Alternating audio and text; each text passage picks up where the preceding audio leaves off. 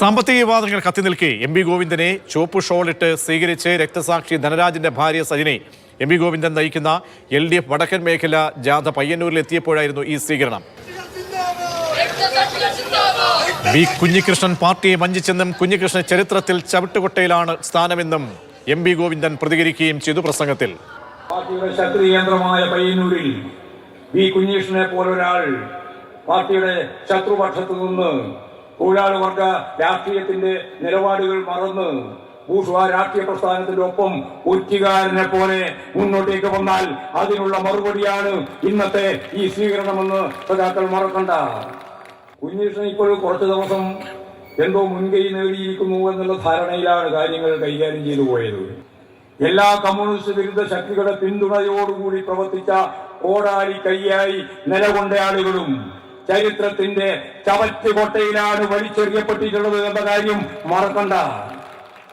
അത് കുഞ്ഞികൃഷ്ണനും ബാധകമാണ്, എല്ലാവർക്കും ബാധകമാണ്. പാർട്ടിയുടെ ശക്തി കേന്ദ്രമായ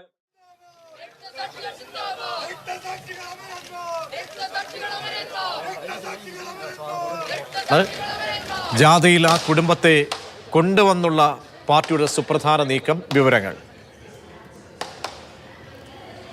പ്രതീക്ഷ, ഇന്നാണ് വടക്കൻ മേഖല ജാഥ എം.വി. ഗോവിന്ദൻ നയിക്കുന്ന ജാഥ പയ്യന്നൂർ നിയോജക മണ്ഡലത്തിൽ ഒരു സ്വീകരണം നൽകിയത്. ആ സമയത്താണ് ഇവിടെ രക്തസാക്ഷി ധനരാജിന്റെ ഭാര്യ സജിനെ അവിടെ എത്തുകയും അങ്ങനെ ചുവപ്പ് ഷാൾ അണിയിച്ച് എം.വി. ജാഥ ലീഡർ കൂടിയ എം.വി.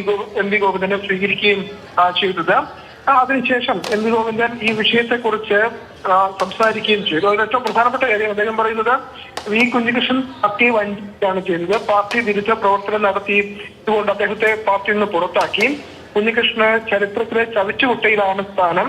കുഞ്ഞികൃഷ്ണൻ ഒറ്റുകാരനായി മുന്നോട്ട് വന്നാൽ അതിനുള്ള മറുപടിയാണ് ജാഥയിലെ ജനാവലി എന്നും അദ്ദേഹം പറയുകയുണ്ടായി. നേരത്തെ കുഞ്ഞികൃഷ്ണൻ മാധ്യമങ്ങളെ കണ്ടിരുന്നു. അദ്ദേഹം ഈ കണക്കുകൾ തന്റെ പുസ്തകം പുറത്തിറങ്ങുന്നതിന് മുൻപ് തന്നെ പുറത്തിറക്കണം എന്ന് അദ്ദേഹം ആവശ്യപ്പെടുകയും ചെയ്തിരുന്നു. കാരണം അദ്ദേഹത്തിന്റെ പുസ്തക പ്രകാശനത്തിന് ശേഷം ഈ കണക്കുകൾ, ഈ ധനരാജിന്റെ ഫണ്ട് അടക്കമുള്ള കണക്കുകൾ പുറത്ത് വിടും എന്നതാണ് കെ രാജേഷ് വ്യക്തമാക്കിയത്. ആ ഒരു പശ്ചാത്തലത്തിൽ അതിന് മുൻപ് തന്നെ പുറത്തുവിടണം. കാരണം തന്റെ പുസ്തകത്തിൽ കൃത്യമായ കണക്കുണ്ട്. ആ കണക്ക് മനസ്സിലാക്കി അതിനനുസരിച്ചുള്ളൊരു കണക്ക് പുറത്തുവിടാനാണ് പാർട്ടി ശ്രമിക്കുന്നത്. എന്നാൽ അതിന് മുൻപ് തന്നെ അത് പുറത്തേക്ക് കൊണ്ടുവരണം എന്നുകൂടി കുഞ്ഞികൃഷ്ണൻ വ്യക്തമാക്കുകയും ചെയ്തു. അതിന് ഫണ്ട് വിവാദം കത്തി നിൽക്കുമ്പോഴാണ് ഈ വടക്കൻ മേഖലാ ജാഥയ്ക്ക് പയ്യന്നൂരിൽ സ്വീകരണം നൽകിയത്. ആ സമയത്താണ് ധനരാജിന്റെ ഭാര്യ സജിനി അവിടെ എത്തുകയും എം.വി. ഗോവിന്ദനെ ചുവപ്പ് ഷാൾ അണിയിച്ച് സ്വീകരിക്കുകയും ചെയ്തു.